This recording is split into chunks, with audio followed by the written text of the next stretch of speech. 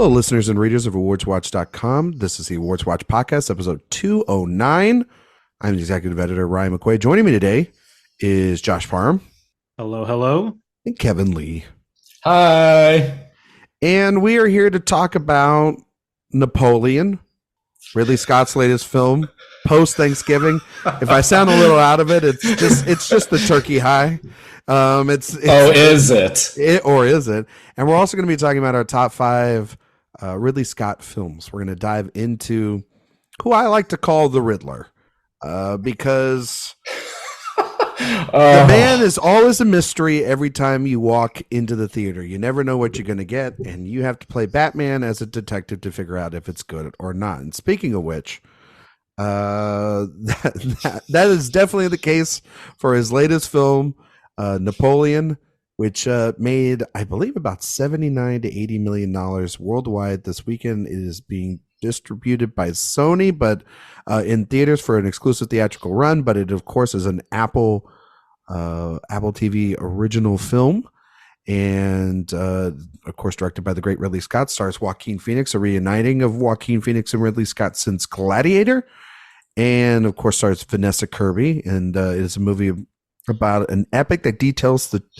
checkered rise and fall of French Emperor Napoleon Bonaparte and his relentless journey to power through the prism of his addictive, volatile relationship with his wife, Josephine. So we all saw this. This is a movie that came out. We've had a lot of movies come out. It's been in a crazy Thanksgiving weekend. You know, there's a lot of variety out there to see, but this was the top dog this week, and plus also being able to talk about Ridley Scott's filmography, which is really one of the most fascinating filmographies probably of all time. Ebbs and flows. Josh, I'm going to start with you. What did you think of the Riddler's latest riddle? I kind of liked it. I'm very mixed on the movie, but I do think I lean slightly positive. Like many Ridley Scott movies, it's kind of a mess and a bit all over the place, and tonally it's very odd. Like, I do think that some of the humorous bits in here are meant to be intentional. I would have to believe that, given some of these line readings from Joaquin Phoenix in this film. But it does rely on a lot of stuff we've seen from Ridley Scott before. I do think that he knows how to handle an action sequence really well. I even think some of the performance from Phoenix is pretty compelling. I think it's a little inconsistent, but I did like him overall. But the movie also has just kind of narrative problems where it doesn't have a great flow to it. And I think some characters in particular, the Vanessa Kirby role, I feel like there's just so much underdeveloped with her, and we don't get a great sense of what that relationship actually should be like. And to focus in on the more interesting aspects of that relationship, that felt very underwhelming to me. But did I have like a decent time with it? Yeah, I would say so. Like, I do think there's enough in here that I was mildly entertained, even while I recognize it's not a great movie either, because there are definitely a ton of problems, but it kind of kept me entertained for what it was. Kevin, what do you think of Napoleon? I think you saw it like the day that everybody saw it with the presser. And Josh, you might have seen it the same way. I was unfortunately not able to see it when everybody else did, so I'm more recent than you guys are, but I know that I believe you wrote a review over at Film Inquiry about it. If I'm not mistaken. Yes. So I'm curious what you thought of this latest epic from Ridley Scott. Yeah, I think Napoleon's a very, very interesting case because I see the arguments on both sides, from the people who do like it and the people who don't. Because on one end, the movie can be very boring at times. For a 2-hour and 37-minute film, it feels longer than Killers of the Flower Moon. And yet, there's so obviously bits and pieces in the film that you can tell that it's been hacked to death. There's a lot of talking scenes that don't properly transition from one to the other.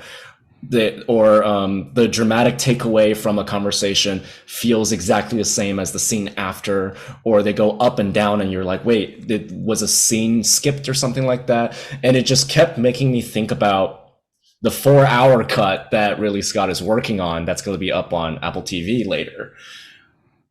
But at the same time, I really admired the film because I admired the attitude that the film had about Napoleon. Because I think these kinds of historical epics based on a true story or based on a real historical figure, I think it becomes very easy to fall into this trap of romanticizing the person, or like really, like it becomes a window of admiration.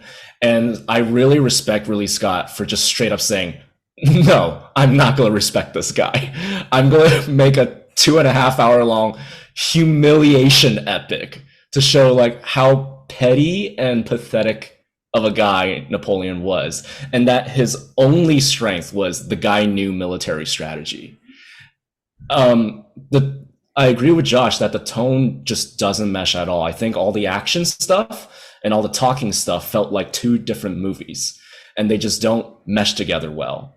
That being said, I did feel like Joaquin Phoenix was completely in on the joke and knew and understood the assignment, and he decided to just play it as straight as possible. And by playing it as straight as possible, it makes him look just so useless and like such a sore loser. I just wish the film itself was just a tad more campy about it, just a tad more energetic in the editing style, or something that just pushes it just a little bit further, so that we were much more comfortable tonally, like, oh, okay, this is like an epic satire, or an epic farce. And it doesn't quite go there, but I love what Ridley Scott's doing with how we should see this historical figure, how we should not glamorize this guy, how we should look back on this guy, on how many battles he fought and how many people died under his command. On that level, I admire it a lot. And so at the end, I'm leaning positive on it.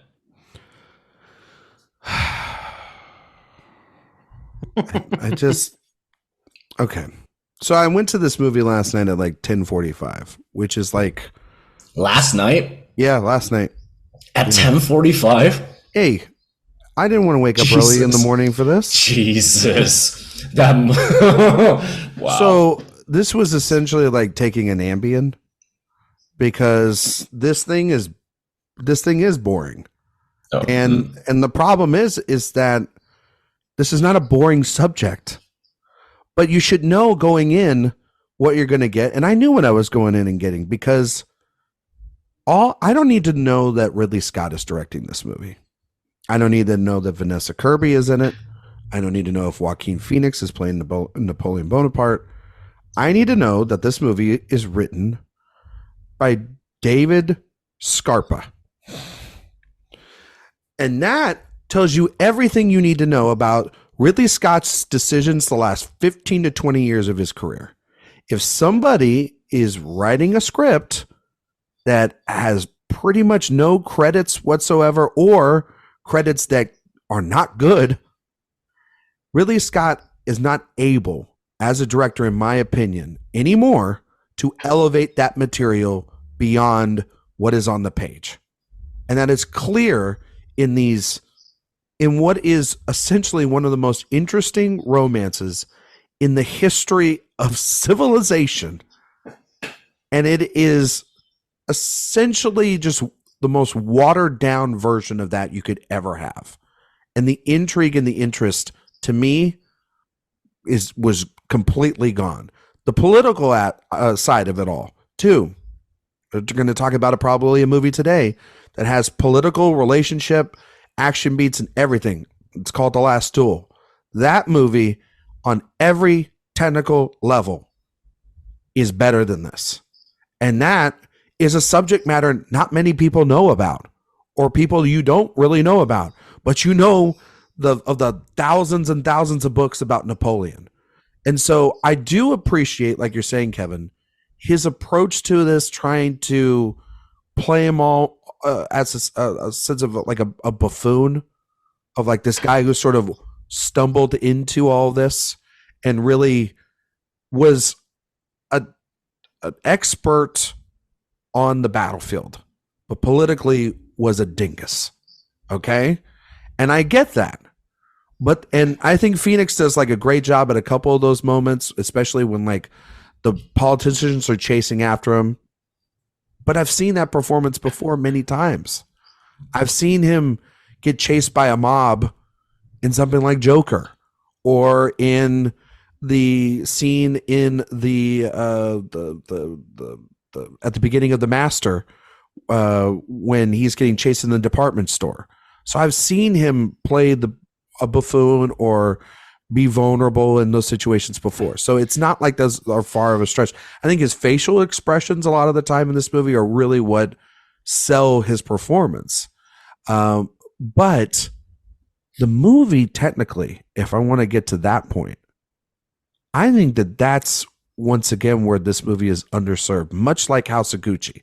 You have a movie like House of Gucci. It is about Gucci, which is stylish, and it's got its brand, and it's supposed to be beautiful and everything. And that cinematography is so bland.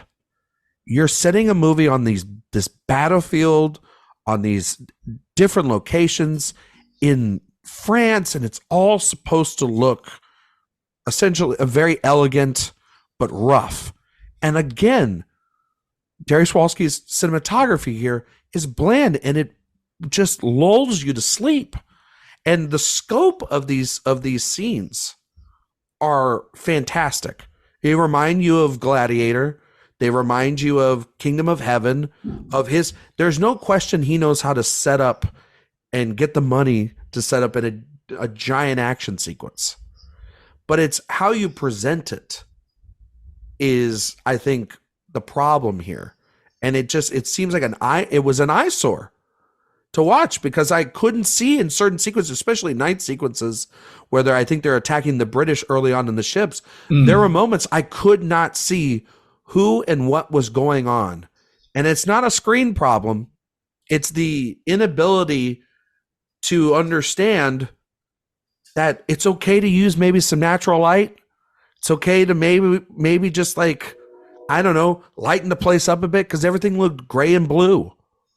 And if that's the tone you're trying to get at, then good for you. But I think that it's the best sleeping pill you could watch. It's 2 hours and 40 minutes. The 4-hour cut, unless they change the way it looked, I don't know if I'm going to watch it, because it's not like Kingdom of Heaven. That movie's beautiful. That is a beautiful movie. But I don't know if I did not have as nearly as big of an issue with this movie visually as you did. I could definitely tell that, especially in some of the night sequences, looked very much day for night, and I don't think that always looks good. In my opinion, you have to be very, very smart with how you shoot that. And if you're Ridley Scott, who tends to kind of maybe breeze by some stuff at times, I don't know if that's the right mentality. But I thought visually, yes, I think like the color grading wise, that might be not for everybody's taste, but I think the way that it at least sets up a lot of its spectacle, I still thought that was really well done. I thought the battle sequences, maybe they're not exceptional in terms of the history of Scott's filmography, but I thought they were solid enough to be very compelling and entertaining. And I think that was enough for me in terms of this movie's visual look, that I could go with that, as opposed to like, yeah, some of it is not maybe as polished as I would have wanted to, but I think it compensated well with a lot of its set pieces. Yeah, I agree with Josh on this one. Like, I think the technicality of it, the production design, the costumes, it felt natural to me. And I thought the amount of lighting and the amount of color, or the lack of color at times, I was okay with it. The one bit that did confuse me occasionally during these battle sequences was figuring out who's who that I was looking at. Exactly. And this is because there's like French soldiers fighting, there's English soldiers fighting, there's Russian soldiers fighting, but everyone speaks English. There's no accent work. There's no effort on accent work at all. So I had to like constantly keep track of like the flags that are in the background, like what color are the. Well, I think the lighting can help with that, because then you're able to distinguish in battle between the certain style of red coats over here and the blue and red coats over here. I guess so. Those things. Like, I think that just helps the visual language of the film. And then, I mean, this movie's Napoleon and Josephine, right? How many times have you guys heard about that relationship, the letters, the connection that it's a pretty big damn deal in history. And it is essentially just watered down to pretty much the storyline of King Louis and Marie Antoinette from Sofia Coppola. Like there's even, I think, a needle drop that is very similar to that movie. It's all just about it's all about the air, and it's all about like her having a kid. And that's really what this all boils down to in the end. And there's some campy moments, I guess. There's some moments of that people have been wonderfully spoiling online before I even got to see this movie. And I don't even know, I can't judge them without knowing them ahead of time, but I can tell you, none of them were funny to me because they weren't the lines. The lines were not. Come on! That's so great because you have both. Come on, that's. I was just like, okay. My theater was howling. Oh yeah, same. I was in a. Destiny has brought me this lamb chop. Come on. But it's all undercut, and I just for me, I was sitting there. I'm like, okay, that's your attempt at good dialogue. I mean, I will say this, that the movie needed way more of that. And yes, Kevin, you mentioned that. I absolutely agree. And this was something that I also complained about with House of Gucci, was that that movie tried to have camp, but its director does not know how to properly use it. No, he doesn't want to. He doesn't want the same thing here. Yeah, Josh, he doesn't want to have like a joke. He's like, if you ever see Ridley Scott in an interview, he's like, I'm not joking around. No, I would like you to take me serious.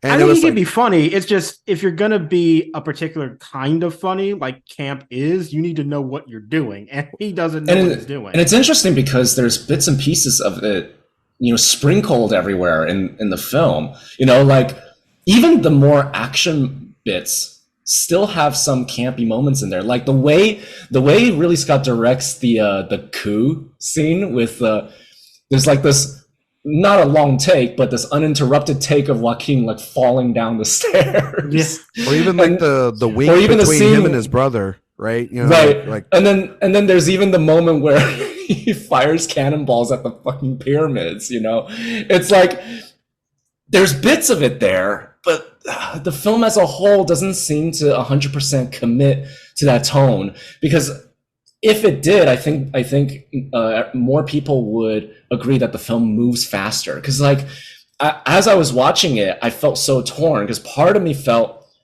it is kind of moving. It is going from scene to scene, and there is something happening between characters or politically scene to scene. But at the same time, I could totally see this boring someone to death. Well, I mean, like the movie, Kevin, you made a great point earlier, because I felt it. I feel like this might be one of the worst edited movies of the year, and it's not from what's in the film. It's what is not in the film. It's what's not in it. It's not in there, because there's a whole sequence that involves his mother and sort of the test to see who can't bear children. Is it Napoleon or is it Josephine? That character and essentially the motivations or that whole subplot.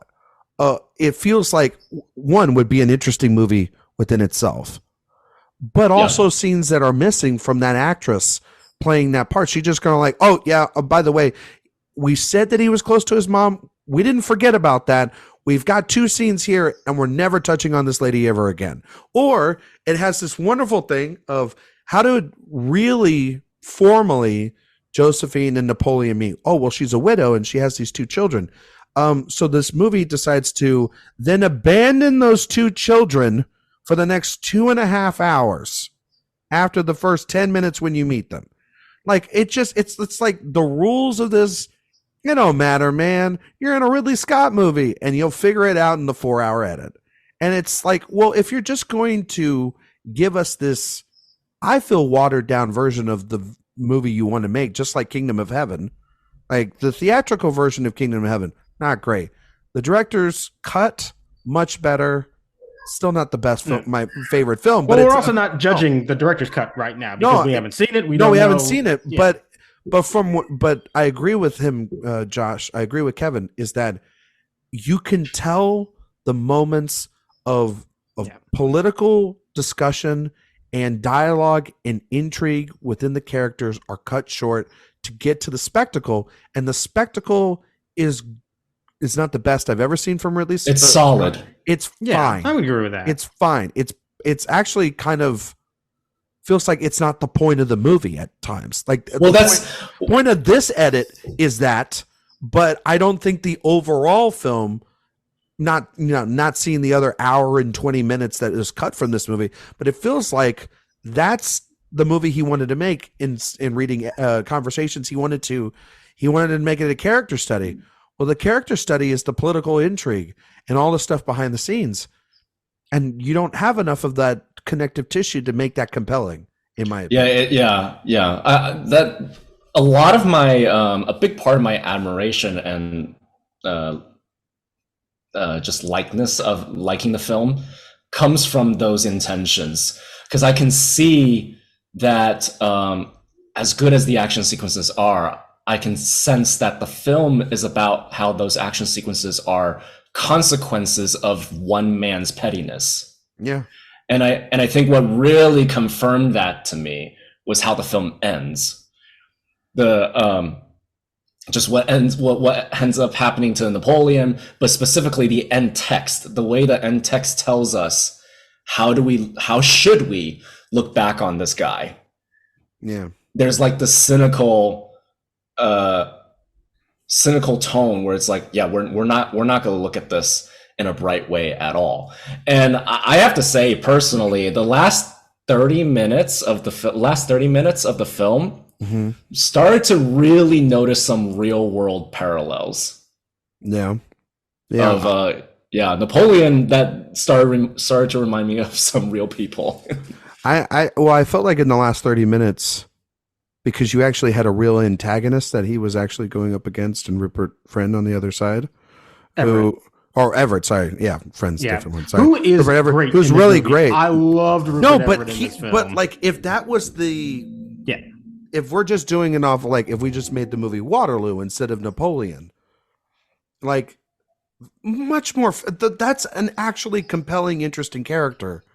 Yeah. And their relationship is very interesting. And then the ramifications of the Battle of Waterloo that has on Napoleon, like, that's actually the best sequence in the film. The problem is there's 2 hours before it where you're doing this love story and you're only really writing one character, because Vanessa Kirby's character, who was originally supposed to be Jodie Comer, and she dropped out, I think, to do The Bike Riders, which, I mean, tomato, I guess, in bad movies written for her. But like, Vanessa Kirby does nothing here. This role is basically she is a very interesting historical figure, and she is written essentially as a manic pixie dream girl that can't have his children and then dies at the end because she can't be with them. It's all about him. It's strange because there's like bits in it where you're wondering, like there's that back and forth between Napoleon and Josephine where they're telling each other, "You are nothing without me." Right. There's even like just the way they deliver those lines to each other. There's even like a hint of BDSM shit going on between the two of them. There's like this weird power dynamic going between the two of them. Like the way Vanessa Kirby like stares into Joaquin Phoenix's soul and is like, "You are nothing without me. Say it." It's like, oh, like this woman has like power over him, but we never really got to see like what that was. We never got to see like what is it that makes Napoleon go back to her time and time again. Her influence on him, yeah. Right, exactly. Like what is that, right? Because it goes through phases. Like there's like a part where he kicks her out. There's a part where because she can't bear his child, that they go through like a divorce, but then he still puts her in this nice house and like still visits her. And I can't grasp the motivation behind those choices other than because that's what happened. I mean, also, I think too, the one thing that drove me nuts about that is like, you're not going to touch upon the fact that you then had a child with another woman, and then you bring the child that she could never have to him, and you don't have a conversation at all or deal with the ramification to give her a monologue or something to speak on what an absolute dick move that is. Right. Well, yeah. Yes. It's like, you don't care about this character, Ridley.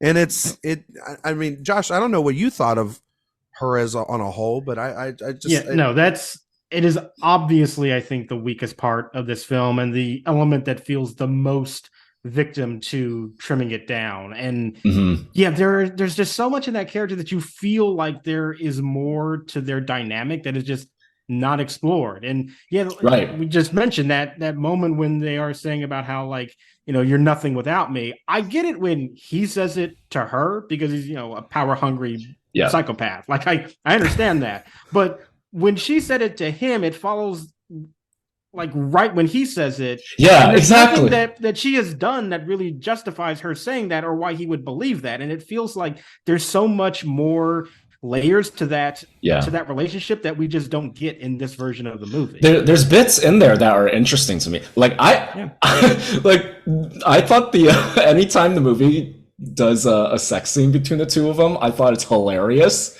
It's so hilarious and pathetic. And you can tell from just how it's choreographed, how it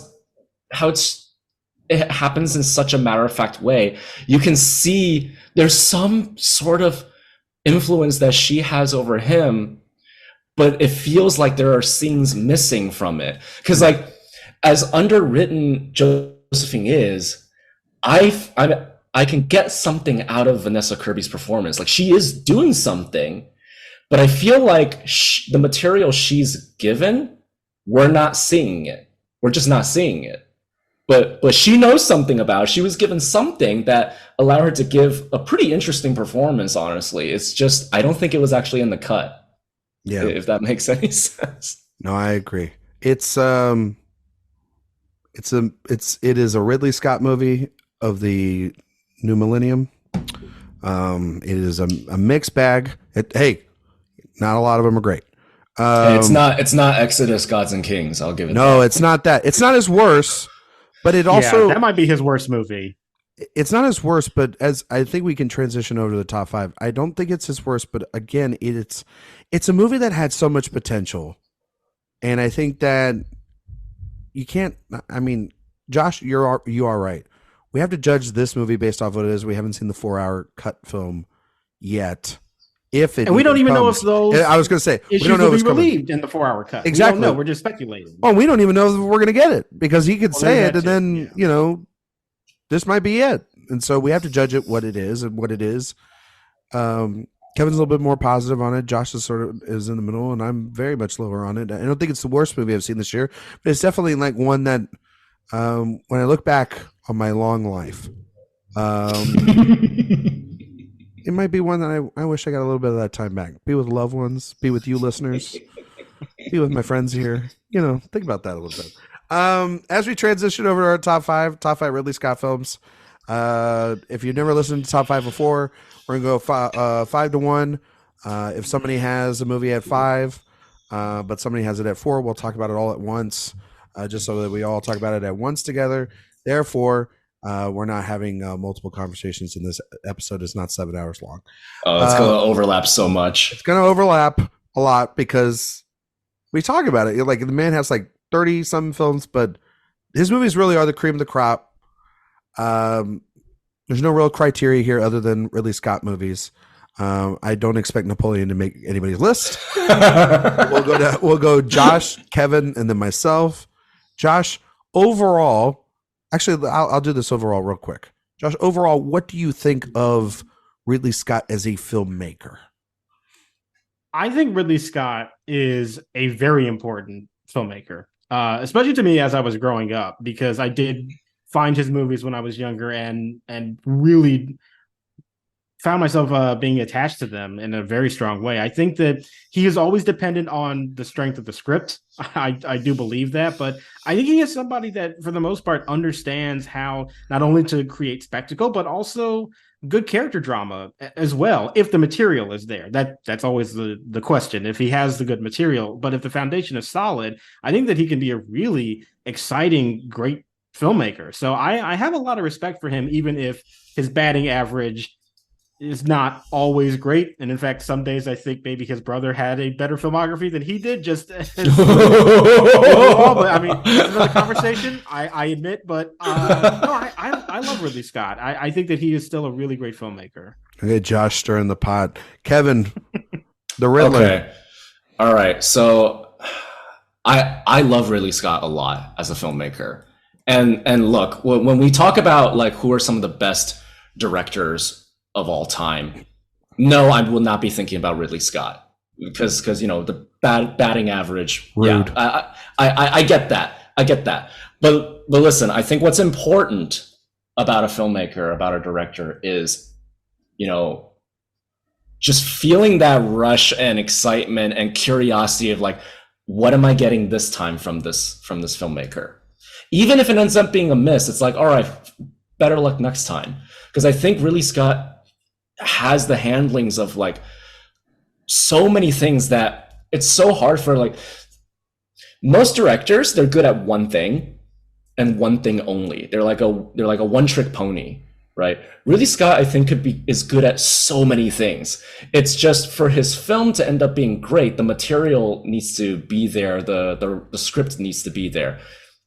But I admire his ambition to want to tackle any kind of story. And so he has such a versatile filmography, even if a good amount of them are okay or not good. And Ryan, I think you could relate to what I'm about to say. Ridley Scott's filmography excites me in a certain way, similar to M. Night Shyamalan, where it's like when you hear a new film coming from this guy, it's like, okay, all right, you've made good stuff, you've made duds, but you're like filmmaker with a capital F, and like that's okay. I like the feeling of going to a theater to watch a new Ridley Scott movie and saying, what do you got for me this time? It's like, all right, if it's good, great, I should go see it. If it's bad, too bad. But I'll be there in line to see the next one. I think that Ridley Scott is the greatest journeyman director of all time. I think that he has throughout most of his career gone from project to project. I don't think that like when you watch a Ridley Scott film, if you put it on, maybe out of a couple films or whatever, he doesn't have maybe a distinctive, I think over maybe the later part of his career, he definitely has a certain style of, I'm going to make my movies the darkest looking thing on the planet. But I think that, or he works with certain actors, like he's worked with, Russell Crowe a lot or Joaquin or whoever. But I think that he is a person that you can float through project to project, and he can make a great project or he can make a good project. I fundamentally think that he is also a very influential director on the directors that make spectacle today. Like Christopher Nolan talks about, and Denis Villeneuve talk a lot about how Ridley Scott is an influential director on the spectacles that they make, because he was essentially a director that got to go into the system and create these imagination, big dreams, big spectacles. And he is somebody that I agree with Kevin is a lot like M. Night Shyamalan, is a lot like directors that we grew up with, where we will give him as much of rope as we can in getting us excited to go to a movie. Like, listen, if we weren't talking about Napoleon, I don't know if I would have saw it. Okay? I don't know if I would have saw it outside of the press screening. But then here's the thing.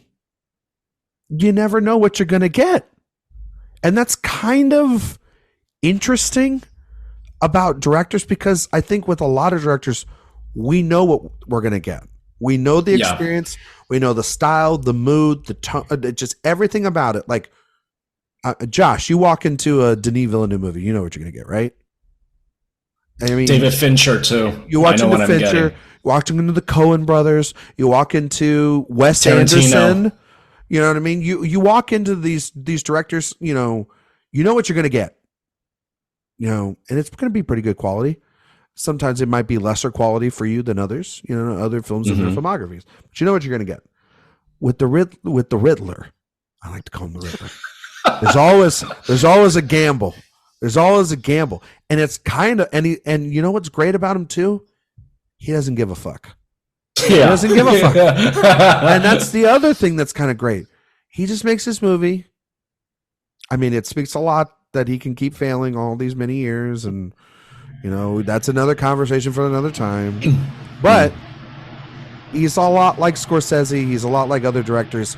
He's made masterpieces to where he can essentially continue to call his own shot till the very end. Not many people are getting the $200 million movies to make as subpar of a Napoleon movie as it is to make that movie, and from a streamer or anyone, period.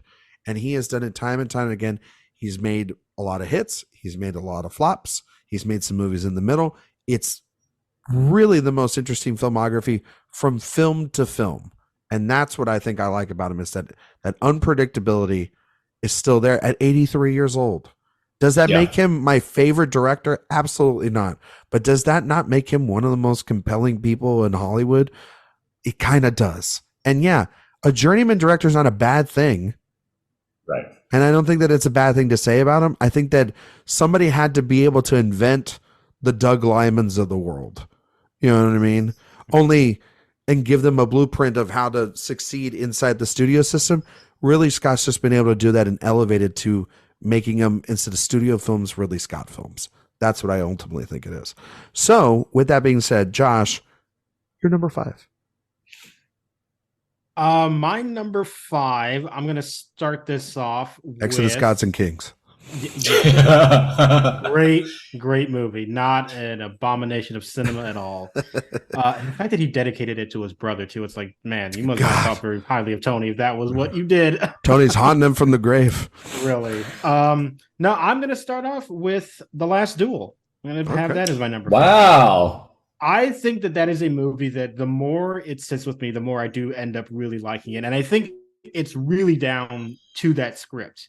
That I don't think it's as smart as it thinks it is at times, but it is definitely a lot smarter than a lot of other screenplays that Scott works with. And it creates these really interesting dynamics between all of those characters. And that's what I really find so fascinating about it. And you've got, I think Matt Damon is perfectly cast as just a pathetic person. He's so great at it.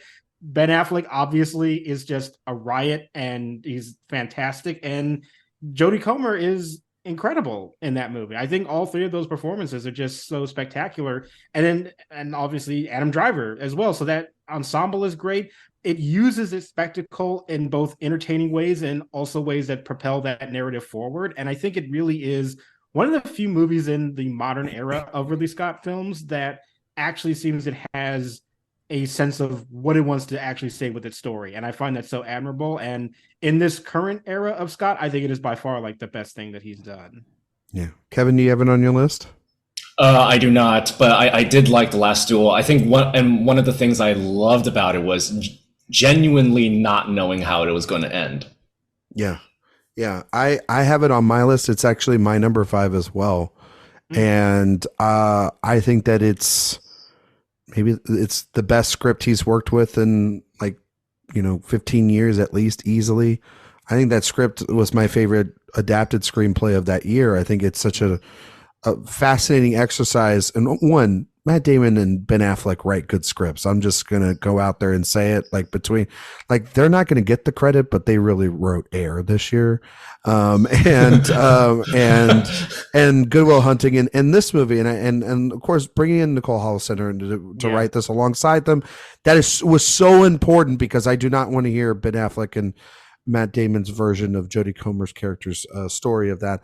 But being able to divide that into 3 sections, and Ridley Scott being able to stylistically distinguish between the 3 sections, actually thought was the whole perspectives of it. Yeah, it's incredible filmmaking. It really is brilliant filmmaking, and the idea of this Rashomon style event that we the storytelling device that we use here, and that's been used time and time and time again.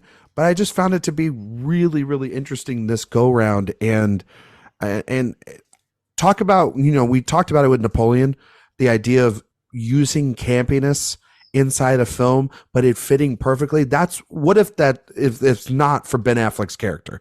Like that is a character that is like literally saying like, let's fuck everything. And then the next second being like having these very serious conversations with Adam Driver, and Adam Driver's performance, which is an extremely like just villainous and nasty performance. Damon gets a lot of the short change for having probably the weakest section, the first section of the film, but I actually think he's really good. Comer, though, in that final third is absolutely incredible. I agree with you, Kevin. I did not know where this whole thing was going. And it's a 2 hour and 40-minute movie as well, just like Napoleon, but you're on the edge of your seat. Those action scenes, the sound of the final confrontation between Driver and Damon is incredible and just builds and builds this tension. And also political intrigue. The idea of what this means and this accusation could bring upon everyone and the court of public opinion. To me, it's the best Ridley Scott film that he's made since another film that I'll talk about here. It's one of the two films in the 2000s that I have and of the new millennium, and I think it's easily his best work that he's done in quite some time. And I hope everybody goes out there and watches. I know a lot of people didn't see it in 2021 in the theaters, but it's not an easy sit. It's a very dark movie, but it's also it packs a punch. And unlike a lot of like movies like Napoleon or I mean, for Christ's sake, he's done like Body of Lies and really stupid movies. So like, you know, like for him, I actually do kind of like Body of Lies. I'm gonna stick up for that. But this movie was, again, when I was talking about, Josh, the trailers weren't really that great. No. And we walked into it and it was a big surprise. It was a big surprise. Yeah. So it goes into that whole thing of like, he still has the juice to surprise you if the screenplay is there as well. And with that hand in hand, it could be a really deadly combination. So The Last Duel. I love that movie. Kevin, you're number 5. My number 5, I just rewatched because it was a movie that I remember liking, but I didn't remember much of it. So I wanted to rewatch to see if my opinion has changed at all. After rewatching it, I realized, wow, this is pretty damn good. Ridley Scott knows how to do a gangster movie. And so my number 5 is American Gangster. Hell yeah. And it's two excellent lead male performances in Denzel Washington and Russell Crowe, and a really compelling script that just finds the perfect balance of knowing how to jump back and forth and tell both of their stories simultaneously while maintaining that tension of you're just waiting for these two to finally meet. But at the same time, it's like, even though they finally do meet, it's like near the end of the movie, you're like drawn into this world of this really kind family man whose business is just the worst of the worst, because Denzel plays this gangster overlord who smuggles heroin into the country, and Russell Crowe is like the exact opposite of Denzel, where like his job is one of nobility and he takes it very seriously and like he's very professional about it, but his personal life is like a total clusterfuck, right?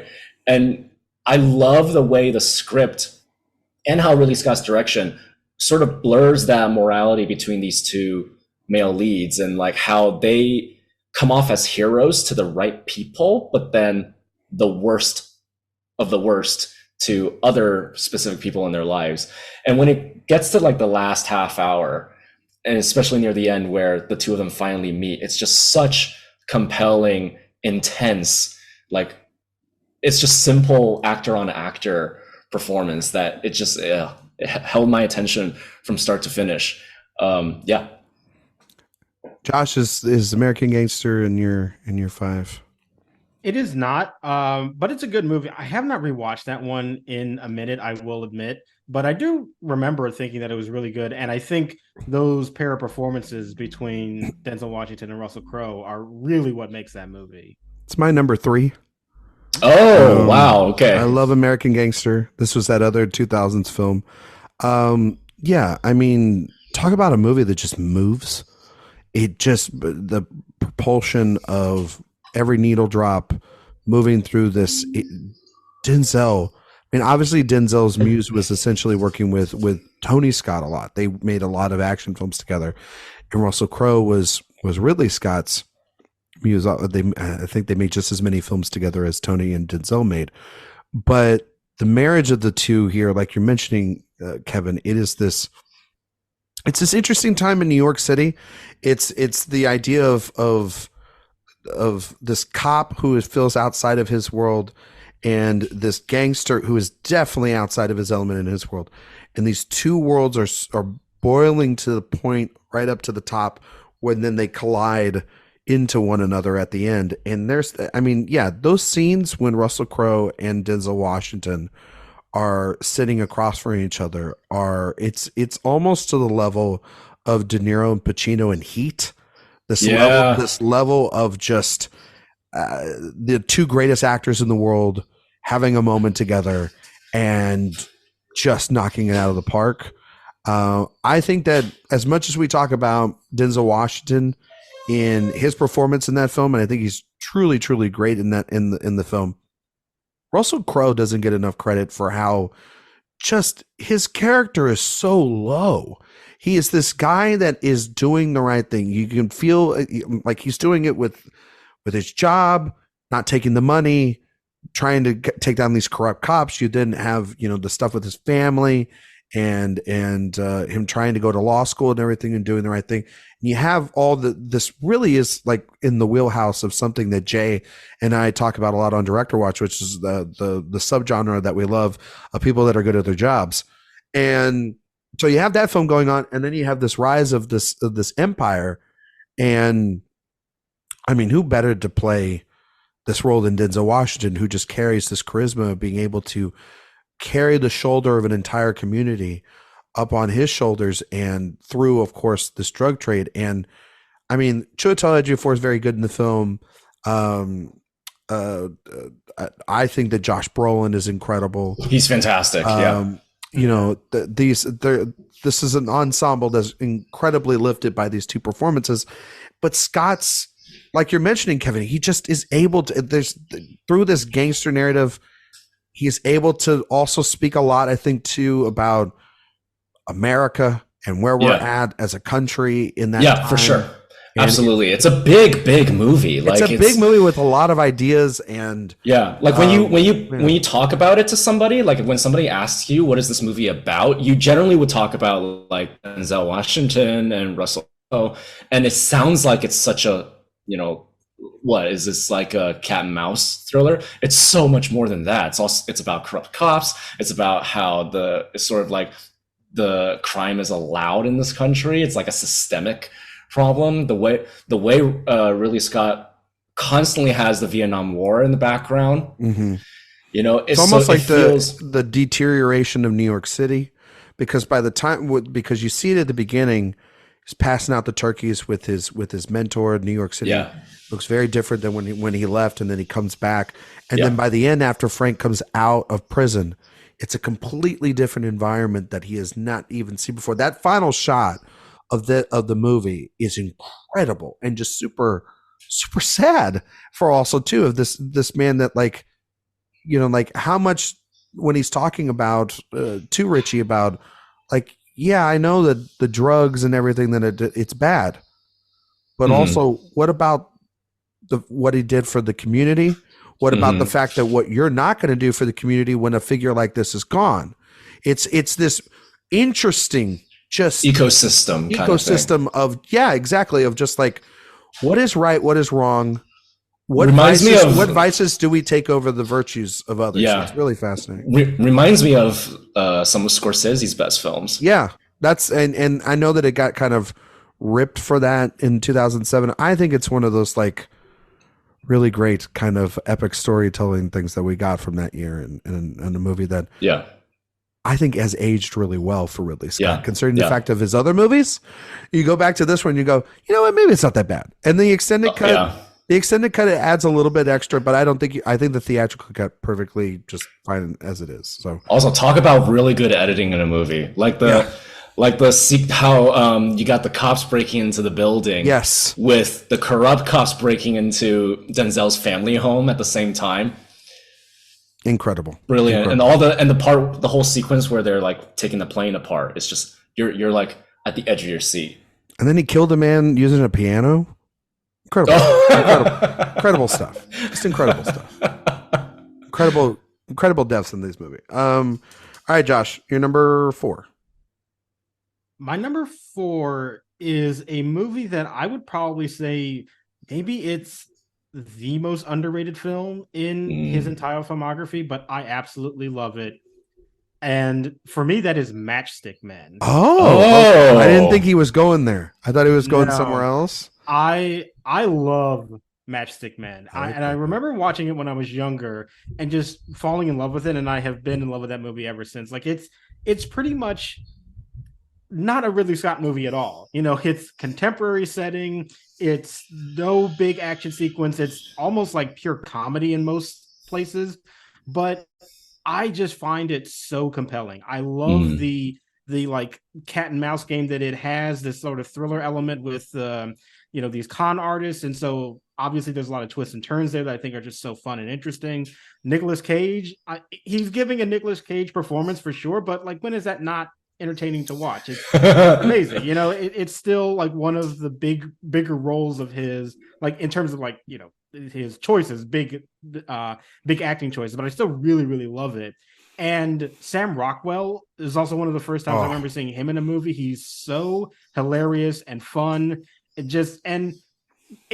I think you could very easily dismiss this as just like it's a disposable kind of entertaining movie, but that's it. But I still think that there is so much in terms of the writing that I find really inventive and interesting, and those performances that I find so captivating, and just the entire energy of it, that it feels so different from what you would expect Ridley Scott to do. And and because of that, it sticks out, and I find myself really gravitating towards it because of that. And it's just so damn fun. And I love Matchstick Men, and I wish more people would see it.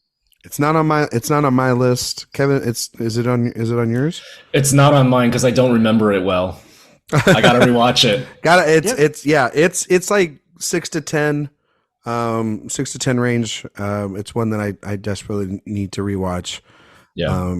One that there's a lot of Ridley Scott movies I need to rewatch. To be fair though, Josh, Ridley Scott movies. when I did see it, I really did enjoy it. So that'll give you that. But yeah, I'll have to find the time to do so. It's so fun. It really is. Which is great to hear, because like when we were talking about it earlier with Napoleon, it's like the man knows how to have fun. Like, yeah, can we see that a little bit? It's not hard.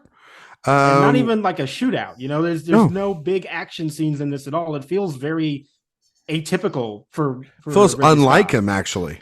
Yeah, but he flourishes at it. It's so good. Yeah. Kevin, you're number 4.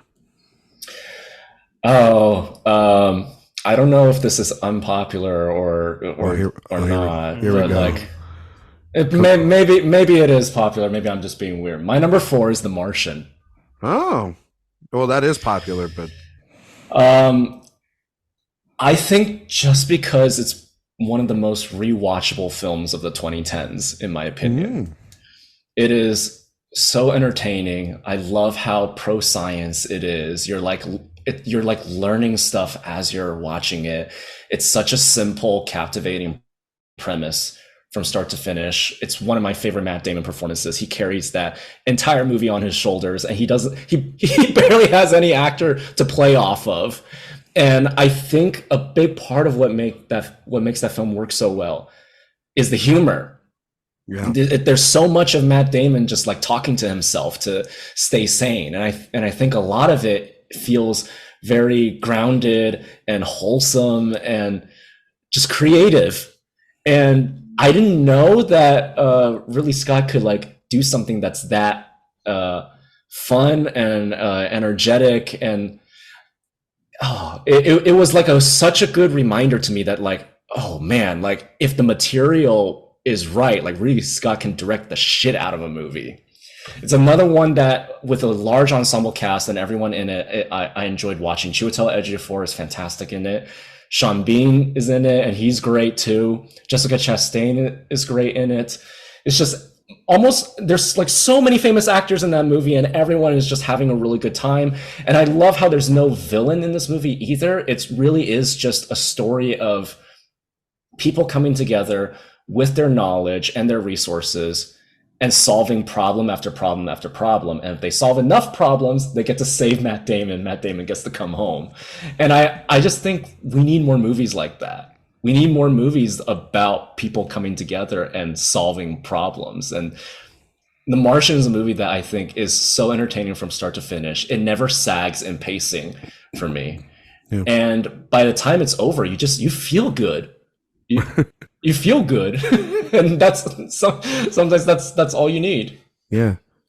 Josh, do you have it on your list? I don't, but that's a very good movie. I do think it's thoroughly entertaining. It's easy, I think, for some people to dismiss it just because it doesn't seem like it has too much ambitions outside of being entertaining. But right, yes, yeah. Yeah. But with Ridley Scott, sometimes, be thankful that you get that. Be thankful that it's at least watchable. But yeah, I do like that movie quite a good deal, even though it's not in my top 5. It's like my number 7 or 8. I really love it. I think that movie, again, goes back to my theory. Drew Goddard, that really great script. It really boils down to just all that. You talk about like Kevin, this great ensemble. You talk about all these big stars. I was watching actually a clip of The Martian the other day. It was like on just. It's one of those movies that you can pull clips out of and just watch online. And the scene where Jeff Daniels is talking to Benedict Wong about you're going to tell me it's impossible, and I'm going to tell you and tell me the overtime is da da da da. He's like, yeah, the overtime is going to be da da da da. And I saw in the background one of the actors that's with Benedict Wong was Nick Mohammed, who has now been nominated for an Emmy and is on Ted Lasso. And I thought, geez, and he didn't have a speaking role at all in the film, but it's like even just pulled out of obscurity, there's another small little actor that's part of this giant ensemble. And then you have like Donald Glover come in like an hour 40 into this 2.5 hour movie. And he's like, I've got the thing to solve it all. And, but at the core of it is a really great performance from Matt Damon. I think everybody else is kind of all in concert to try to just help that one man performance. And I know that it was a joke and everyone was really joking about it at the time, but The Martian's also a really funny movie and really playful for something that's also very, very like a subject that would be very serious. And so, that's the thing that about the film, that I found really moving, is that when you're put in sort of a life or death human survival sort of situation, that sometimes humor and that silliness keeps you sane and gives you just enough of that morale boost to just keep pushing for like another day, like one more day, like survive one more day, so that you're giving the other people a chance to like put everything together and like solve this problem and come save you. And I find that very, very inspiring. Speaking of the Benedict Wong, one of my favorite moments in the film is when Benedict Wong has to bring bad news to Chiwetel Ejiofor and said like the pod thing is going to be way too heavy, so I propose removing everything inside it out, including the lid. And Chiwetel Ejiofor is like, you're going to shoot him up into space in a tarp? And then Matt Damon's reaction is, they're sending me up in a convertible. I love it. I actually kind of wish that we would make more movies like that, where they that's what I mean. Very accessible, and I made a good chunk of change too, so that's why Ridley's been able to kind of get these movies, guys. He'll have a hit every now and then, and that one was definitely one for sure. My number 4 is it's a big movie for him. It's probably one of the big 3 that it's left on the board for these gentlemen. It's Thelma and Louise, which to me is, I mean, we don't get talk about movies we don't get made anymore, or it's a movie with 2 badass actresses carrying a film without really a male lead attached with them. and getting to have conversations together. And that doesn't happen. Like, two women having a conversation in a movie and it not being the worst, like, but not being enemies. Like, wow, an amazing concept. I think that it's a thrilling film. I mean, you have this sort of this cat and mouse aspect of it too, with the Harvey Keitel character trying to chase after him, but it really is just grounded with these two women and running away from not necessarily their problems, but running away together. There was like, I was watching this thing with Susan Sarandon a little bit too, of how it is sort of romantic. Like, she also saw it kind of as a romance, but it's really this tale of the bond of these two friends, and it's also extremely badass just to watch it and see. It's the more, when I watched it on the 4K that came out for Criterion, I really did see it as a coming of age film for the two of them, because they're trapped in these prisms of this small town where men have just been hovering over them their entire time, and they're able to break free and be able to have this bond that connects them, while essentially also too, it's this misunderstanding of, that they get turned into outlaws. And then by the end, they're like, well, just fuck it. If the world is going to say that we are these monsters, and we're going to go out and we're going to do things on our own terms. And really, I find it just to be such an empowering film. We don't get to see a lot of movies like this anymore, where, the violence or the urgency of it is completely owned within those two characters. And they're so realized. Both Gina Davis and Susan Sarandon give absolutely impeccable performance. Obviously, this is when you get to first see Brad Pitt, and he's a snack and a half. And Keitel's really great in this too. But this is a marriage between these two actresses, and Scott's ability to drive a narrative and build tension throughout the entire time. And every time, and you know how this movie is going to end. All three of us know how this movie ends. But every time, you're still like, it's almost like the modern day version of Butch and Sundance. By the end of it, that's really what this movie is. And just like that movie, it leaves you with that, like, oh, they couldn't get away, that's sort of moment at the end, and yet you're rooting for them even as they're falling. You're rooting for them all the way until the end, and it's such brilliant filmmaking. I absolutely love it. So that's my number 4. I'm assuming it's on y'all's list. It is number 2. There you go. Yeah, I agree with all of that. And once again, I think it goes back to just how strong those characters are, and the central dynamic there is just so incredibly compelling, with those two wonderful performances. It just guides you through that really just great character study. And I always love character studies, and we don't always get that from Ridley Scott, and especially about two women at the center. But he's just he has such a great focus on what is driving them throughout that story, that you feel so captivated by everything that's going on. And yeah, I think it is a really just spectacular film. Kevin, do you have it on your list? I don't. But that's because it's been so long since I've seen it. I've seen it like just once, and it was like many, many years ago. I do remember loving it. I also remember comparing it to Butch and Sundance. It has pretty much thematically the same ending. Literally, the only reason why I don't have it on my list is I don't remember it well enough to feel comfortable putting it in top 5. Put it on the rewatch this week, Kevin. Yeah, putting it on. Yeah. You know what? I'm gonna not even just say that. Go out to Barnes and Noble. Just buy the Criterion. Buy the 4K Criterion. It's still sale's still going on for a couple do yourself a favor. You get it half off. It'll be the best buy you buy this week. All right, Josh, you told us what your number 2 is, that's Thelma and Louise. So your number 3? My number 3 is a movie that I have a feeling we might talk about a little bit more, and that is Blade Runner. Oh. Yeah. We're not going to talk about Blade Runner. Now, the thing about Blade Runner is, of course, it's like, which version of Blade Runner? Kind of the problem, because there's like 5 different cuts of this movie.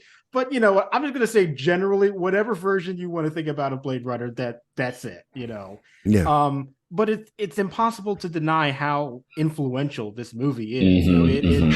It makes a mark on the science fiction genre that we are still seeing today, and for that alone, it deserves the accolades. And for really kind of creating a type of futuristic science fiction that feels so palpable when you see it on screen. It's in the future, but it also feels so grounded and gritty at the same time, and it felt so unique, and it still feels unique when you watch it even 40 years later.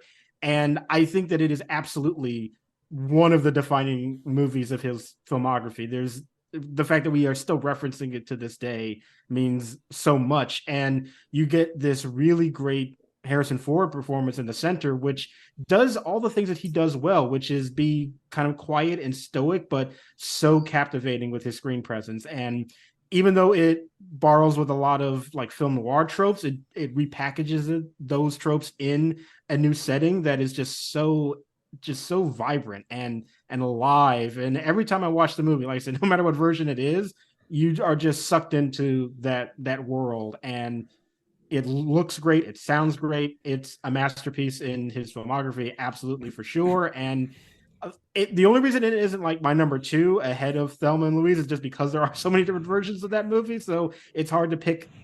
Clearly, it's a film that they have been tinkering with throughout the years. And it's like, if there was just one version, I would feel better about it. But no matter what, I still think it's an incredible achievement. Kevin, where does it sit for you? It's also my number 3. Oh, okay. There you go. Yep. I agree with everything that Josh said. I think one of the smartest things they did to make that world feel lived in is by having it rain all the time. It's just so futuristic and dirty and grimy, and it's like, and yet Ridley Scott's direction still maintains this dreamlike aura from start to finish. You're not quite sure whether the thing you're seeing is real or not, and how much of it is artificial, how much of it is grounded in reality. And on certain days, like I go back and forth between this and 2049 as to which one I like more. There are some days where I feel like this one still has the edge for me, because it sort of has a stronger emotional core, and I think it's because of the villainous character in this one. So yeah, I completely agree with everything that Josh said. Yeah, it's my number 2. You'd be a fool not to put it on your list. It's a masterpiece. It's Josh, you mentioned it. It's one of the most influential science fiction films, and it does something that I think we'll talk about maybe with another one of his films, which is you watch it every time, and you just have this just appreciation for the different things you pick up. This one, you're right, Josh. You can pick it up on 700 different versions of it. Yeah. But I think that the ultimate the last cut that they put the final cut. That's the one that. Wait, isn't there a final cut and an ultimate cut? Aren't those 2 different versions? Really? Yes. I thought there was. Whatever is the one that I have that he said is the final thing. That he released. Yes, the final one that he released until next week. Is the 5 more seconds of Harrison Ford. Exactly. They were like, we got a couple more grunts. You know what I mean? That's the one that I watch just because he says it is. I mean, like I'm going off of Ridley. I'm not going off of the studios anymore. You know what I mean? But I mean, obviously I've seen pretty much every version of it. And that's, I think, a testament to the film and the intrigue and the interest of this sort of phenomenon, this cult following, is that you're able through, I think, all different versions pick up on different things that you identify with Deckard through this world. And I agree with Kevin, just the way that this world looks, how beautiful and disgusting it looks all at the same time, how despair is a through line through, I think, out through this film and 2049. But yet this fundamental question of what and who is human and who decides that. It's a science fiction trope that is a question that we've been asking through and through, but this one asks it in such a way that feels so unique and special only to it. That's why 2049 is a perfect Lego sequel, or however you want to describe it, because it carries every single ounce of the original into it. And at times it elevates it, at times it doesn't, but it does exactly what it needs to do. It has the DNA strand of this movie through it.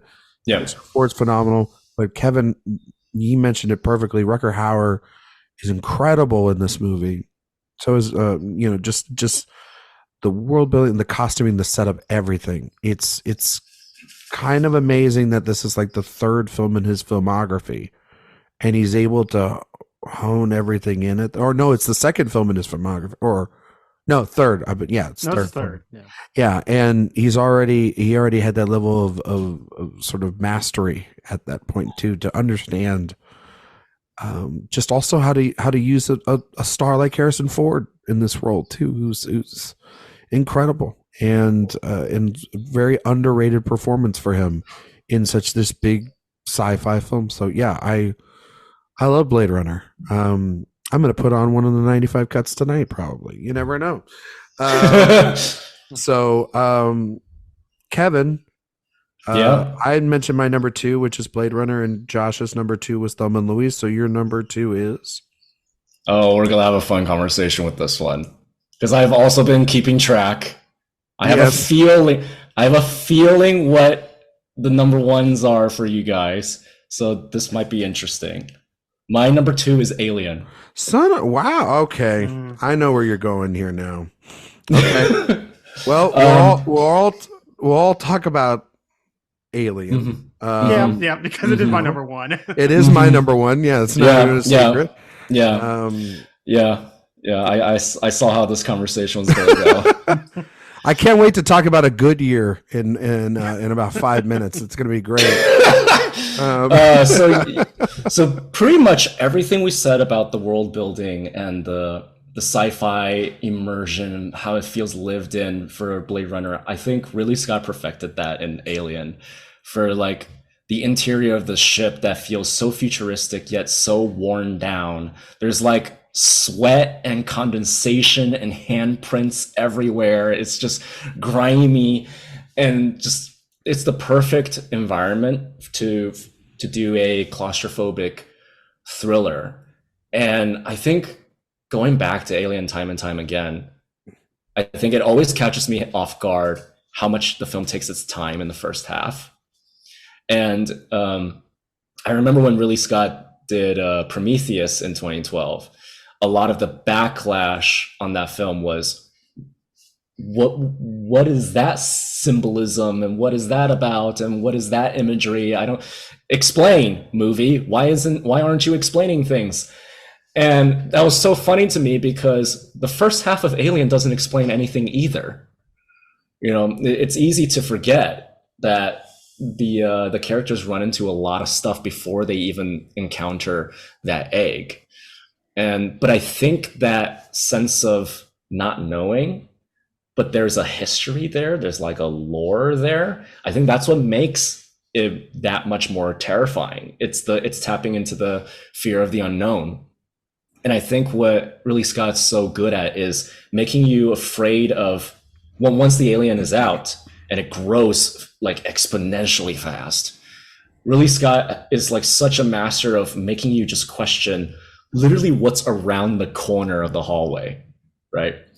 And I think these characters, this ensemble cast, they're characters that you root for, because they're like the average blue collar worker in space kind of characters. They don't make dumb decisions. They kind of have meetings together to try to figure out like, what do we do? And they have their disagreements.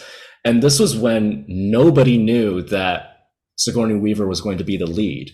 She's like such a minor supporting role in this cast. Like, you can imagine back in 79, I think, was when the movie came out. Mm-hmm. You can imagine back in 79, nobody knew who was going to be the final one, you know, the last survivor. And even when you think the movie's about to end, no, there's more. Right. So it's a movie that keeps you at the edge of your seat. Your heart's pounding all the time. You're so unsure of what's around the corner. It's exactly what a horror movie should do. And just when you think it's over, there's more. It's everything a horror movie should be, honestly. Yeah. And yeah. Josh. Yeah, Alien is like one of those bedrock movies for me that it means so much in terms of like my DNA as a cinephile. It's like in the top 5 of greatest movies ever made, in my opinion. I think that it is a horror masterpiece, a sci-fi masterpiece, and I think that the way that it builds out this world, and I love the aesthetic, that it is futuristic, but it is also very like grimy and run down too. As you said, it's just like truckers in space. It's these are not people who are doing space travel for some altruistic purpose, or that it's this wonderful thing. It's like, no, it's a job where they're just hauling cargo. That's it, and they get intertwined with this alien that's killing them off. But it's presented in such this stylistic and moody atmosphere. I think the way that it builds that tension is just amazing. It's the reason why I do prefer Alien a little bit to Aliens, because I just love the atmosphere that it creates, that sense of dread and horror within it. And those actors are also just the whole cast. I love every single member of that ensemble. Everybody is fantastic. And the fact that, it's not like a large cast either, but just a handful of names you have to remember, and all of them make an impact. Even John Hurt, who gets taken out super quick at the beginning, he still provides a lot of great impact in that incredible scene of the chest burster, which holds up. It really does, because it's wonderfully edited. That's the thing, and just the way that tension builds, and then when you get the moment too, it still shocks you. So I think this is just an amazing movie. I have loved it ever since the first time I saw it, and it's incredible. And for me, there was no other answer of what was number 1 for me, because it is a film that I have, as I said, it's like a bedrock movie for me. It means that much in my view. Fun fact, it's my first R-rated movie ever. That you ever saw when you were a kid? Yeah, it was my introduction to R-rated movies. That's a great one. That's a great one to get introduced to. Yep. It's a perfect movie. It really is. Well, when you've seen enough, you can nitpick. You could nitpick, but go to hell. I never understand why the escape pod doesn't have enough slots for everybody. I don't understand. I get it. But also too, Josh, like, the more I've thought about it over the years, like, okay, if you want to, like, Kevin, when you were a kid, you could come into this for your first R-rated film, right? And it could just be about, like, it's a haunted house movie where they're just trying to escape this creature. And then it's it's also the sci-fi film about man overextending its reach, this idea of exploration, and what happens when exploration goes haywire. It's not, we always, for the longest time, until a movie like this, you really didn't see a lot of exploration films that dived into a disaster. You know what I mean? Like, truly, a lot of them were always like, oh, this is discovery, and oh, it's going to change the world, and da, da, da, da. And this is a movie where it's like, no, if this gets back to Earth, we're fucked. You know what I mean? Like, it's done. We're over. It's complete.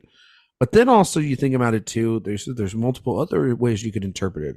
Like, you interpret it about that, it's a movie that comments on race. It's a movie that comments on class. The fact that the ship, you're right, Josh, like, why does it only have one pod? Because this giant $1 billion corporation gave them little to nothing of a survival chance, because with all those resources, they don't give a shit about them. It's definitely expendable. It's the opposite of eat the rich. It's devour the poor and devour the workmen, and whoever survives left, because that's honestly, and hear me, these two would never thought I'm about to say this. It's why the beginning and most of Alien also works, or Aliens works so well, is because it continues the thread, and Cameron continues the thread, even though it's a more bombastic, operatic action spectacle circumstances, the idea of the Whaling Corporation essentially still wanting to clear all loose threads, wanting this weapon, this monster at all costs, and harnessing that without still understanding that the ramifications of that, they don't care about it, because they don't care about the little, they care about profits, and they care about what this could do for them rather than what it could do for the entirety of humanity. I really have come around on Aliens and really like that film. I even also defend Alien 3, as stated on the Fincher episode a couple weeks ago. But this is the definitive Alien movie. And what's so frustrating about Prometheus and Alien Covenant, for the most part, is that I feel that while there are interesting ideas that Ridley Scott is obviously going into that film, in both of those films, I feel like a lot of those ideas are already answered and discussed in this movie, in the second feature of his film. And I don't think that he needs to go back. I think if anybody wants to answer those, like I think who is it? It's not Noah Hawley that's doing the Alien television series, but it's somebody. Or is it Hawley? Fede Alvarez? Or is it Fede Alvarez, or whoever is doing that? It's just more interesting to do an exercise like Blade Runner with 2049 and explore that like Cameron did, than have like Ridley Scott continue to go back. I understand people want him to complete his trilogy, but really, honestly, like he never needed to go down that path to begin with, because he gave us the definitive sci-fi, one of the definitive sci-fi films of all time. Like it's there for a reason in the Pantheon, because it asks every question I need ever answered in this entire franchise. And it doesn't need to be elevated any more than that, because like there's not anything else that he needs to do, because it just feels like he's the same sets, the same character motivations, the same twists. They're all there. Like literally the Noomi Rapace in Prometheus, while cool and interesting as a piece of spectacle, it's still not as captivating or interesting or awe-inspiring as the chestburster scene in the original film. And that is a thing in 1979 that you still sit in 2023 and go, how the hell did he pull that off? That's incredible work for 1973, and it's aged perfectly. And there's a lot of movies, even in Ridley Scott's filmography, that have not aged particularly well. So for something like that, one of the biggest moments in cinema history, too, think about that. Even though I called him a journeyman earlier, he's made two of the most influential films in this genre's period, which says a lot about him too. Right. You think of sci-fi, you think of Alien, Blade Runner in 2001. Exactly. Like, yeah. Just definitive marks. And another thing that I love about Alien is that, and why I kind of resent the existence of stuff like Prometheus and Alien Covenant, is that it answers questions that I didn't need answers to. One of the great things to me about Alien is that it is clouded in the sense of mystery. Yes. We don't know where the ship came from. We don't know where the aliens came from. We don't know the origin of a lot of the inciting incidents, but that's what makes it so much more terrifying, is that you are completely in the dark with these characters. And I just sort of choose to ignore the answers that those movies gave, because I don't care about them, and they don't really make that much sense. And those movies are also in. I mean, there's so many cooks in the screenplays of those. Well, there's that too. Prometheus. The problem with Prometheus for me is that it needed to be an Alien prequel, or it needed to be its own science fiction thing, and it felt like they were trying to do both at the same time and did kind of half measures. Yeah, like Lindelof. What I love about Alien had his hands tied behind his back. Yeah. Alien is just such pure cinema to me. Like that's the way I describe it. It just, you watch it and you know that you are seeing something that gives you something on a grand cinematic scale that's just so inviting and so compelling. And it is amazing. I love that film and so much. Yeah. Kevin. Yeah. Your number one, as we hear something going on in the background. Kevin, it's not Alien. That's not your number one. So what is it? And not Blade Runner either. So I'm curious what this is. I think I know what it is. Ryan should absolutely know what it is. And knowing me as a person, I fall for the wholesome, romantic, poetic shit. Okay? Oh man, all the money in the world. I don't know what to say. I fall for that kind of stuff. That's it. My number one is Gladiator. I knew it. It is a movie that when watching it, I just feel like that sort of they don't make movies like this anymore sort of thing. It's a movie where yes, there are flaws. I could nitpick the dated elements in the film. There's an air tank canister underneath that one cart. yes, there's that one crew member in the background who's wearing jeans. It's okay. It. There's a guy that's walking in and I saw this clip recently of what was it? Raiders of the Lost Ark, and a guy's walking with a white t-shirt and jeans. There's a background as they're shooting that scene right after Marion dies, and the monkey and Harrison Ford are right there, and someone zoomed in and found that. I'm like, oh, so it just happens in any classic. It doesn't matter. You know what I mean? Right. Like it's who gives a shit? You know what I mean? Nothing's perfect. Yeah. But yeah, no, Gladiator is a film where there's so many things I can talk about that I adore, from the production design and the period detail to the script. Honestly, I think the part that makes me come back to Gladiator time and time again is the story. I think the story is universal and it's moving, and I think it's full of fascinating characters that I don't get old. I don't get tired watching them. I think Russell Crowe is phenomenal in this, and Joaquin Phoenix gives like an all-time best performance for a villain. Still top 5 performance for me from him. Yeah, absolutely. He's just a guy who desperately tries to flex his power at every step of the way, but you also see how vulnerable of a man he is, how desperate he is of wanting to be loved by his father. And I think not just his father, but the whole empire. Yeah. Ew.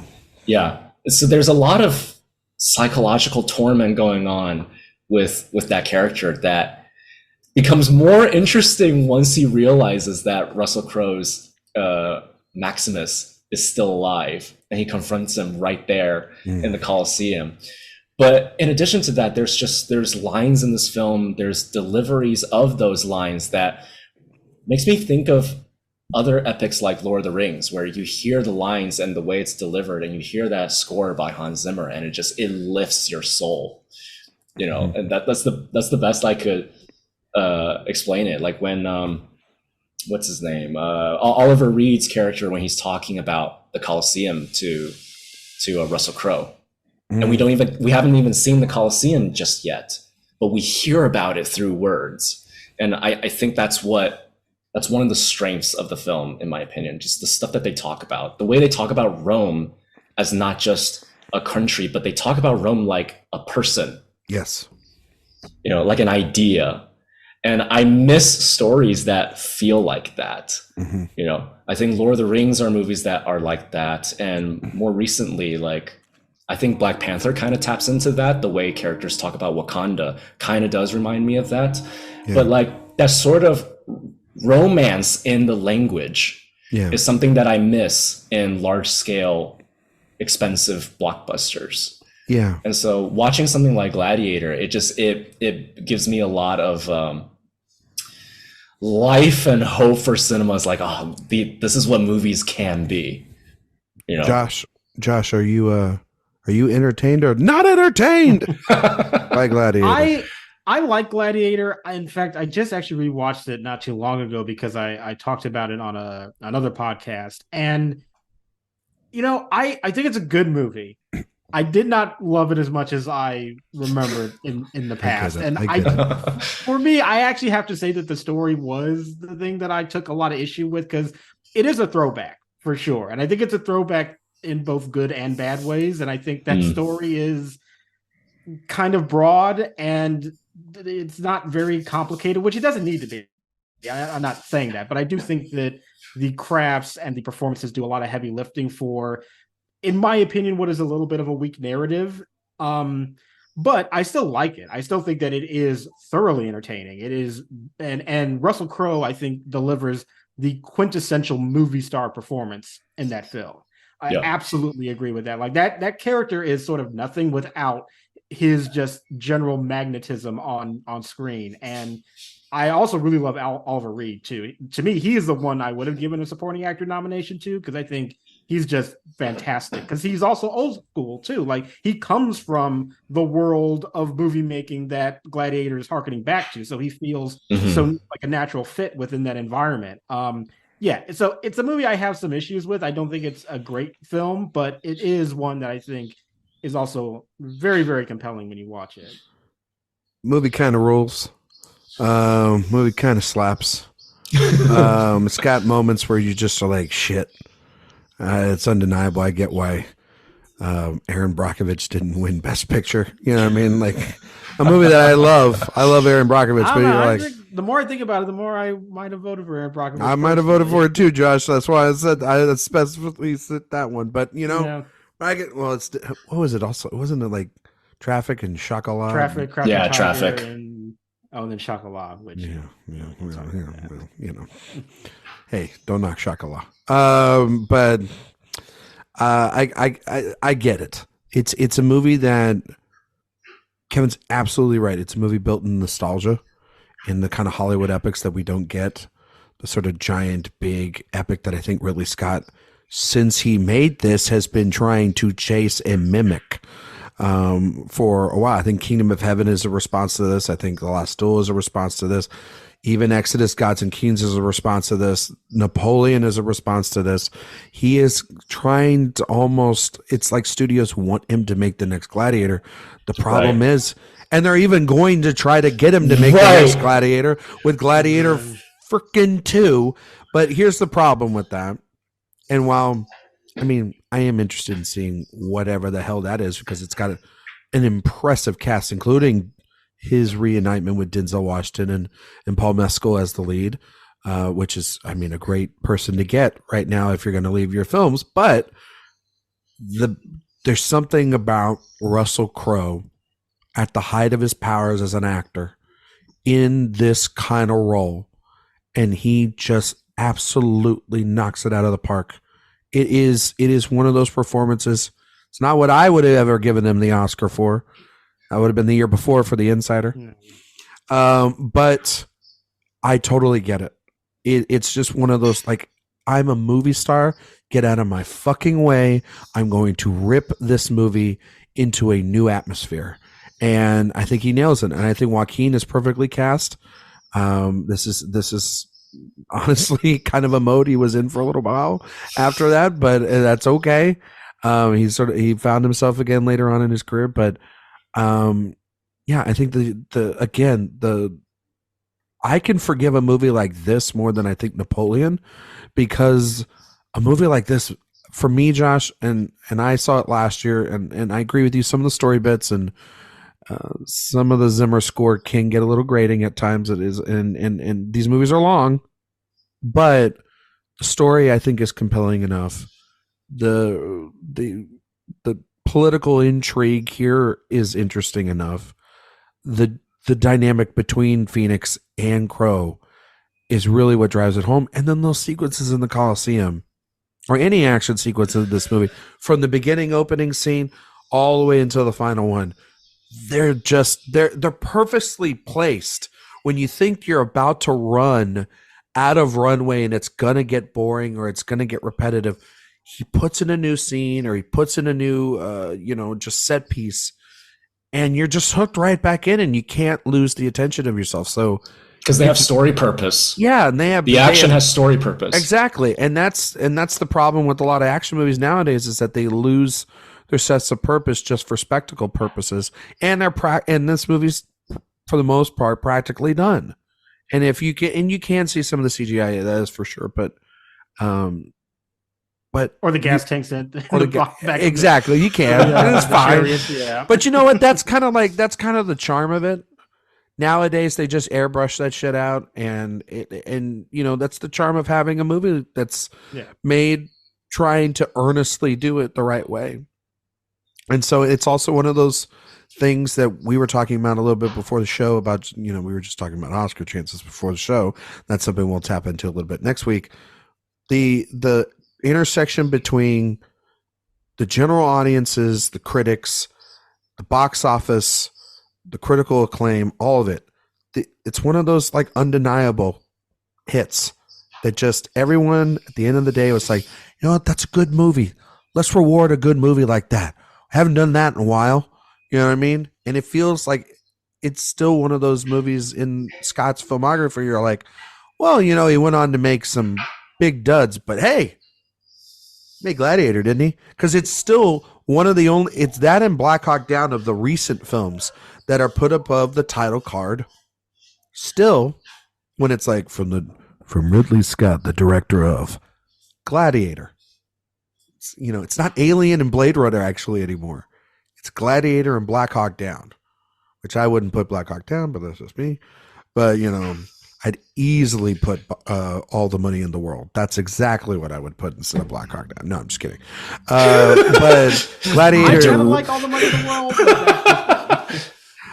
But Gladiator, it's a really good movie, and sadly, that's probably the closest he'll ever get to potentially winning an Oscar. How is it that he wasn't a producer on that film? How I don't get it. Again, journeyman. You know what I mean? But he produces like every movie that I know. The one time he's not in the PGA. I know. I get it. It doesn't make any fucking sense, and it never will. And that was his only shot. He blew it, man. You had one shot, you blew it. That's for sure. I don't think that's happening for him. I mean, maybe an honorary at this point is the best. Yeah. That honorary. Yeah, but he goes on those wonderful, lovely press tours, and every time I see that, I go, "Yeah, that honorary is not coming anytime soon." And I'm fine with it. I'm fine with it, but Well, there was a comment somebody made once that I thought was sort of interesting, that I think the reason why he doesn't really get thought of in the honorary Oscar conversation is because he keeps working.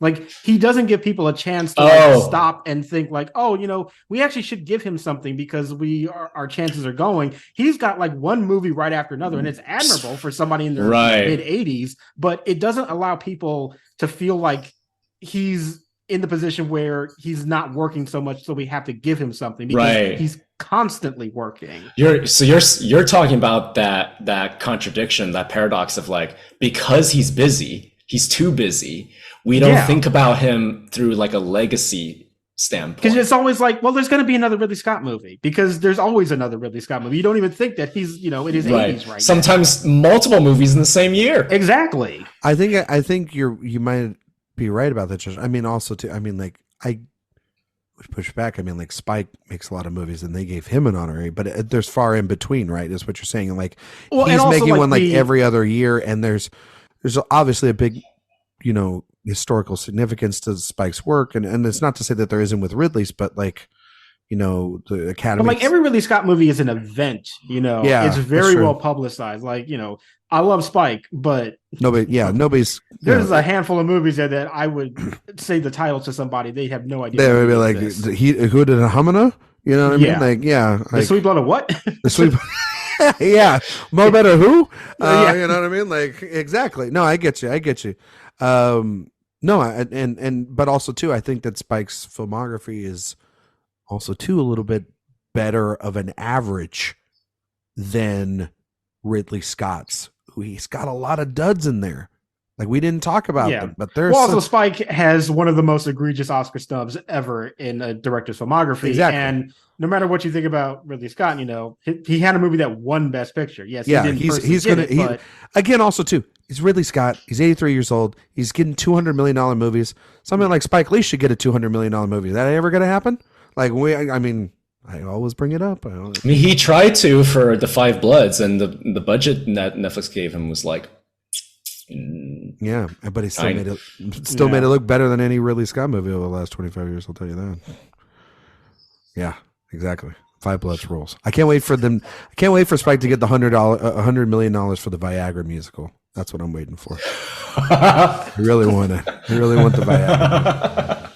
Anyway, do you know who I don't want to make a Viagra musical? Ridley Scott. Thank you very much. It's been wonderful to talk about Ridley. We'll see him supposedly next year for Gladiator 2. I mean, what he said, like 90 minutes of the movie's already done. He's got an edited. hour. No, really? He's got an hour and a half still to go. Like before the strikes. Yeah, he said like he basically shot about 90 minutes worth of the movie. So shit. Oh my god. Yeah, I think it's gonna be a 3-hour movie.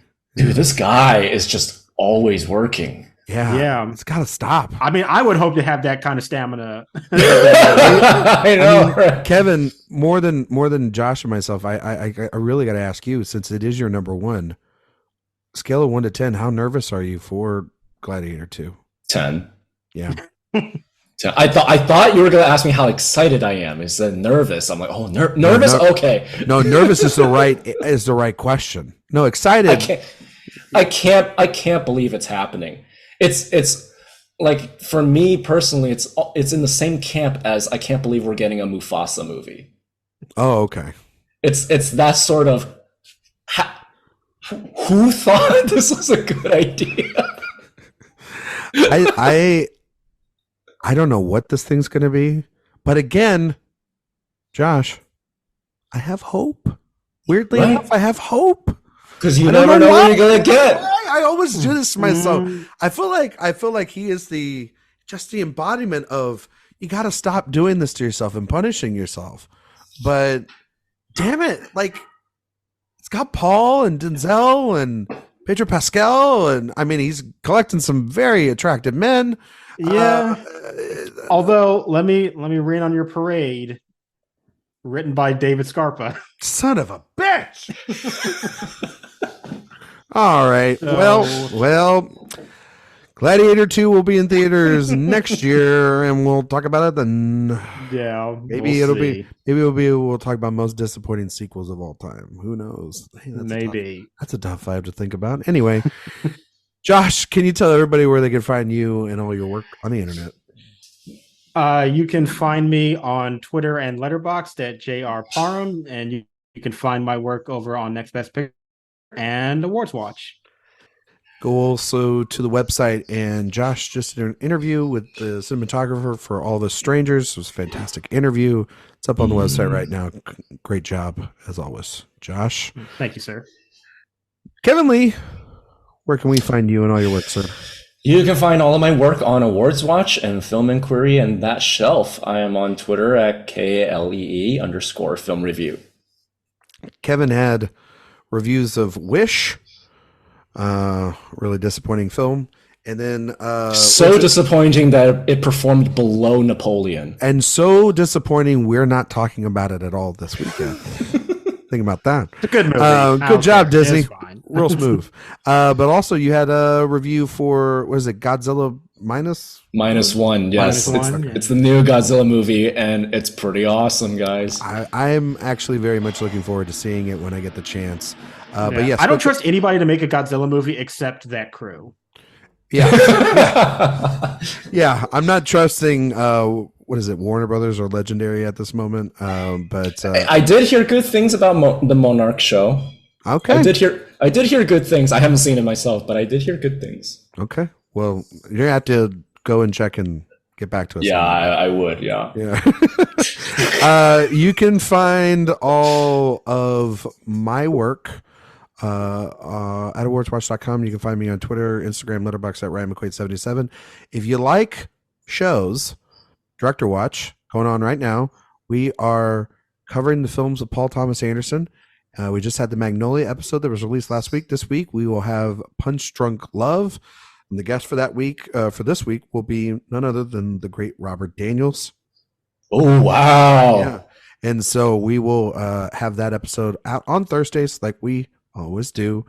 And if you like this show and you like that one, go over to iTunes, Spotify, give us a 5-star review. We really appreciate that. Newsletter over at awardswatch.com. Go sign up for that. Eric puts those together. If you don't sign up for it, you're going to hurt his feelings, and he already cries enough every day. Lastly, I had an interview with the wonderful star of Gladiator 2, of the upcoming Gladiator 2, but also the star of All the Strangers, Paul Mescal, up on the website. Hey, you can't forget star of Foe. Yeah, I can, because no one's going to remember Foe. And I will have an interview coming out later this week with the man that built the bomb himself, the one, the only Mr. Cillian Murphy. That'll be up on the website later this week, so please check that out when you get the chance. Next week, we're going to do something that we should be doing a lot more, called the AwardsWatch Podcast. We should be talking about award season. So I think it's time. We're going to give some early predictions and thoughts, and if we do have time, we might do a top 5. We might try to do 2 things in once, some Oscar predictions and a top 5. And it's not top 5 Oscar predictions, because that's just silly. What we'll do is our top 5 movies we shouldn't have watched at such a young age. We've been talking about doing that for such a long time, and I think it's about time we do that right as we're getting to the holiday season, spending a lot of time with family and reminiscing on the movies that we really had no business watching at such a young age. Thank you all so much for listening, and we'll see you all next time.